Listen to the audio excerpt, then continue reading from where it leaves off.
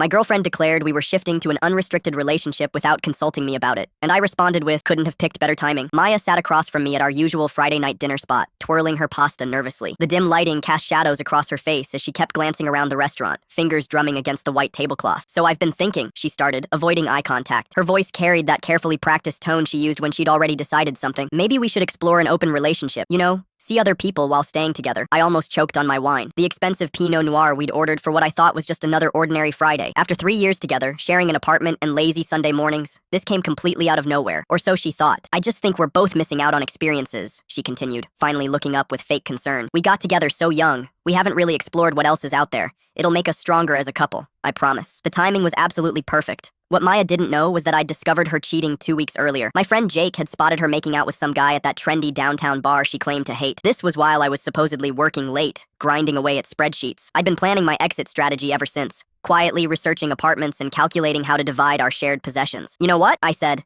setting down my fork with the biggest smile I could muster. I think that's a brilliant idea. Her face lit up like she'd won the lottery. The relief was almost comedic. Really? You're not upset? I was so worried you'd be jealous. Not at all. In fact, couldn't have picked better timing. I raised my wine glass mockingly. Here's to new experiences. The next morning, Maya was practically bouncing around our apartment, already planning her weekend with mystery bar guy. She kept checking her phone, typing messages with manic energy I hadn't seen in months. I'm so glad you're being mature about this, she said, kissing my cheek before heading out to what she claimed was a girl's day, but was obviously her first official date. Most guys would be throwing a tantrum. You're so evolved. The moment her car pulled away, I started moving out. I'd already found a new place across town. A cozy one-bedroom with better light and lower rent. Box by box, I erased 3 years of shared life. Photo albums, kitchen appliances, books with both our names written inside. Everything went into carefully labeled boxes. By Sunday evening, I was completely moved out, leaving only a note on the kitchen counter. Enjoyed our open relationship. Hope you find what you're looking for. 3 months later, I ran into her at the grocery store. She looked exhausted, her usually perfect hair unwashed and thrown into a messy ponytail, wearing faded sweatpants. Dark circles suggested she hadn't been sleeping well. Ryan? She said, shocked. I've been trying to reach you for weeks. Yeah, I changed my number, I replied, loading organic vegetables into my cart. How's the open relationship going? Her face crumpled. Terrible. Brad turned out to be married with 2 kids. He ghosted me after 2 weeks when his wife found our texts. And I lost my job because I was so distracted. She grabbed my arm desperately. I made a huge mistake. I only wanted the open relationship because I thought you were getting boring.